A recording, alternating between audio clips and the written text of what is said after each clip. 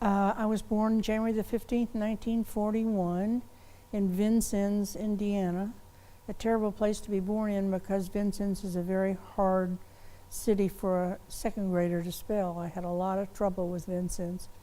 I grew up in Bowling Green, Kentucky. My father was a Coca-Cola bottling franchise owner, and he had most of Western Kentucky, so we bottled drinks, Coca-Cola and then Coke's other flavors. My mother stayed home until I was a seventh grader, and then she went back to her first love, which was teaching music in the county schools in Warren County, which is the county Bowling Green is in. I went to high school at a college prep schools called Western Kentucky College Training School. I went away to college at Agnus in Decatur, Georgia, madly in love with a boy who was going either to Georgia Tech or Dartmouth, and my father was not very crazy about him, so it was a lovely family. But he said, wherever Philip goes, you're going to the opposite place. So I applied to Smith and Agnes Scott. Philip decided to go to Dartmouth, and I ended up at Agnes Scott. A women's college in the south, a women's college in the north. And as they say, that's made all the difference. I loved college. I loved Agnes Scott. I'm not somebody who wanted to be a lawyer from toddlerhood on. I wandered over to the law school. My life's been so serendipitous. I walked over to the law school and was standing in the lobby looking at the brochures. This was a Friday afternoon. And I guess it had to be in August because law school started the next Monday. And Ben Johnson, who was truly a visionary, came out. I didn't know who he was. So we chatted for a while, and he asked me where I'd gone to college and what my grades were, which I thought was a little intrusive. And he said, well, come in and talk to me. So he had what were then known as deans at MITS, and he had 10 of them. And that you had to meet no criteria whatsoever. I graduated. I practiced law in a very small firm that was integrated. We had a Jewish man. We had, I was the female. We had Maynard Jackson, who later became mayor of Atlanta, was in that firm. I did that until one of the senior partners was Ward, Moore, and Renskoff.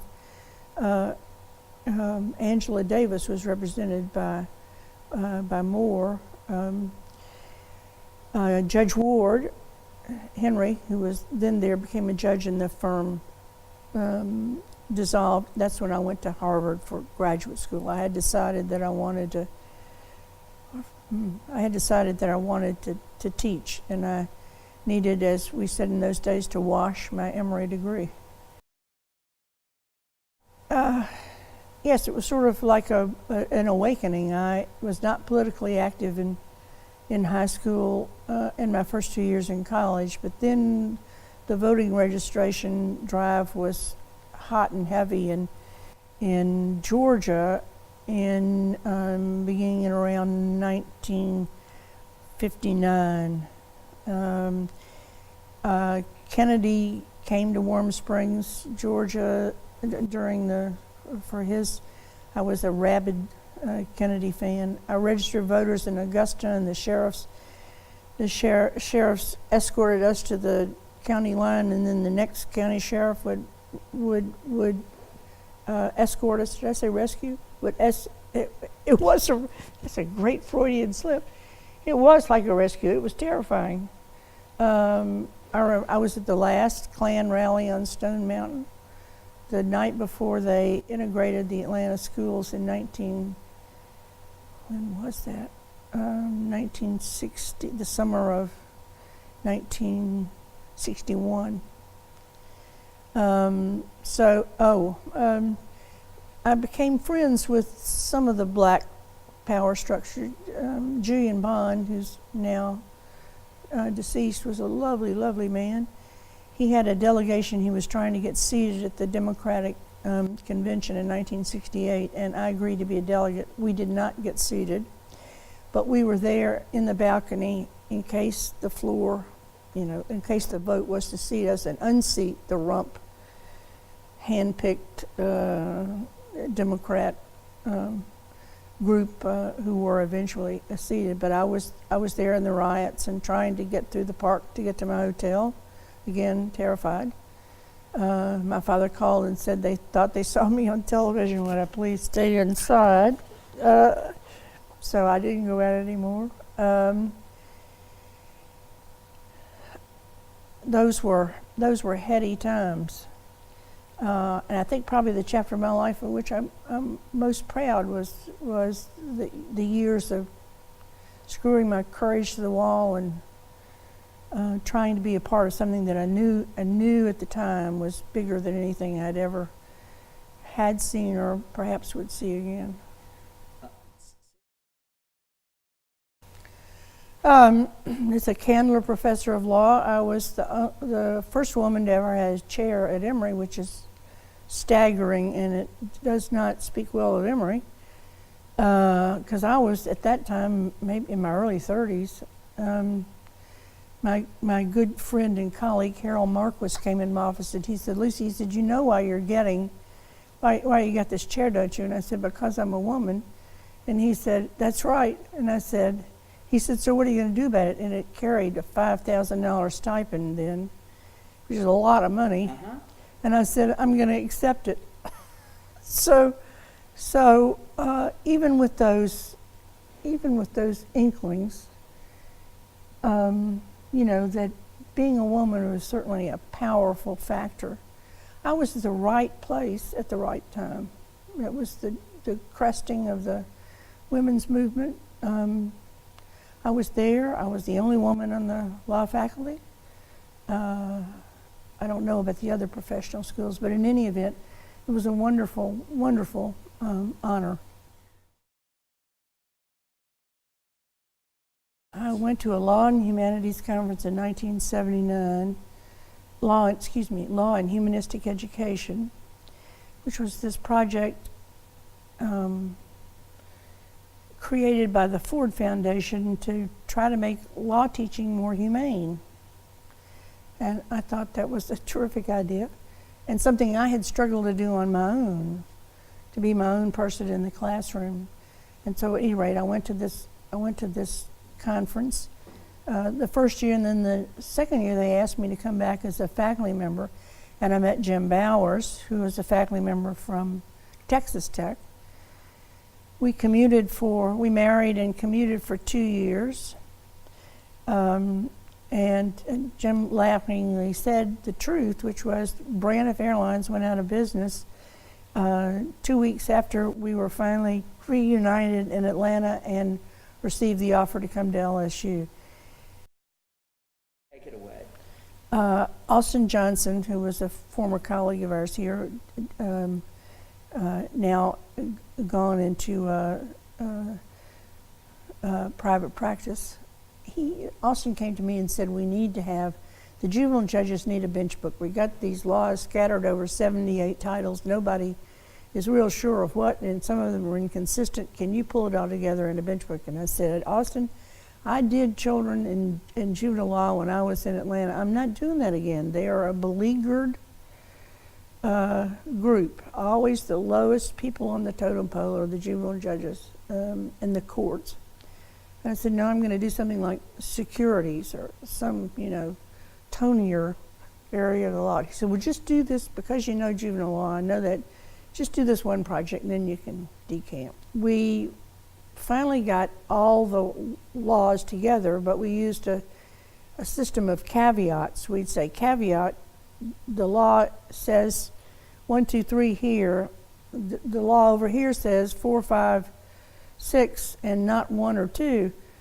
So just to make the judges aware of the fact that there were incredible incongruities, that created the momentum to institute a children's code committee to bring all the laws together in a comprehensive code. We got a little bit of money from the Department of Family and Children's Services. Bill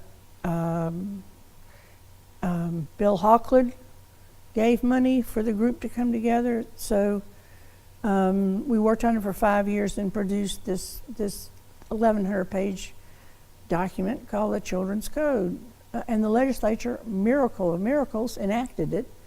The very first, we were so naive, enacted it the very first year it was introduced. We had powerful senators who believed in what we were doing.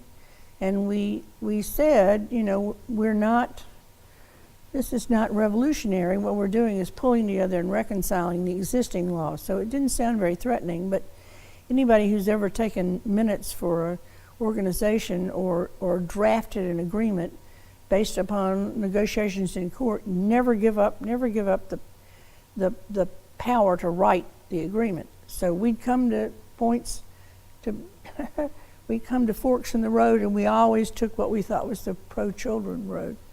So the legislature, we weren't dissembling. We said this is mainly, you know, existing law. And they enacted it, and then the Law Institute took the Children's Code Committee in as a standing committee. And well, I did the evaluation. I did the site inspection of this sleepy little law school in Western Virginia called Appalachian Law School, and I fell in love with the model. And it's just it was back to my social worker days. They took mostly kids from the mountains and kids whose parents had not gone to college. There's kids who were the first college graduates in their entire family line, and offered them a legal education. They were small, rural, no distractions. I just fell in love with them.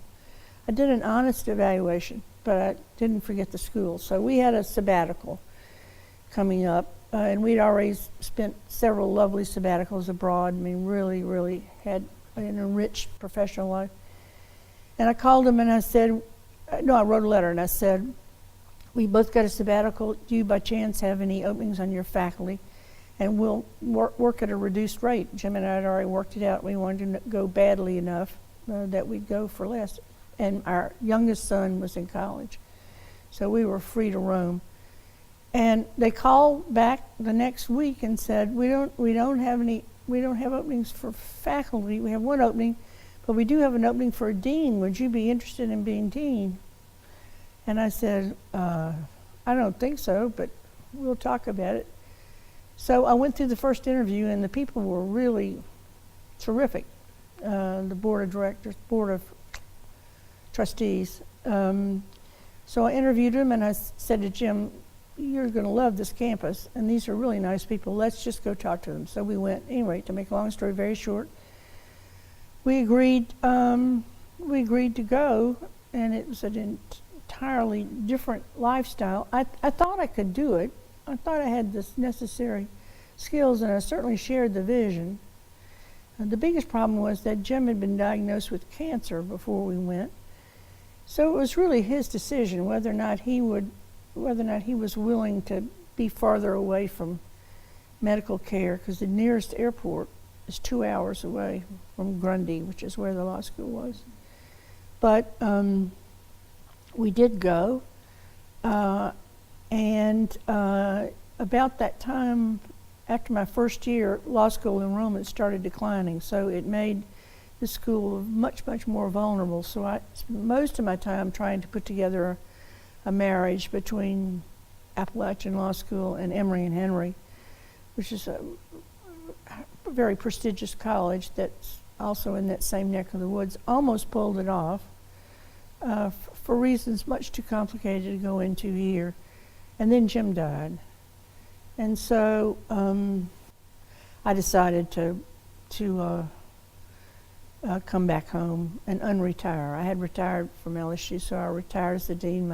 I'm working on my third retirement, return to work. Children appear as witnesses in all sorts of forms, not just the juvenile court, but in child custody cases, in visitation cases. Sometimes they're the only ones that see a car accident. So it's important to know whether we can count on what they say or not. So I spent 5 years writing this book. I submitted parts, an early form of it, to law reviews, and this wonderful guy who became a friend at Northwestern, Vic Rosenblum, he said, you don't have a law review article, you've got a book. So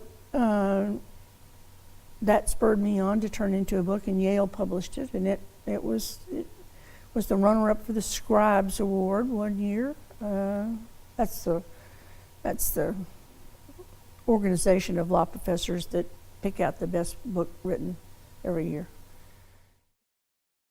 We had a blended family. I was teaching family law and talking about blended families. I tell my class I'm working through all of the issues in family law because my oldest daughter is adopted.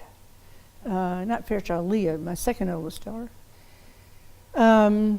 We had a blended family, and it was a wonderful experience. And then we had Ben, the seventh child. Jim and I produced unexpectedly our own trailer child, and we lived in this huge, what was to me still now rambling house out in Riverbend before it became populated. So we lost the animals, and we got a lot of people instead. We had we've always had dachshunds. I now have 4 still in my little condominium. At one time, that's the most we've ever had. We had a great life. It's been a great ride.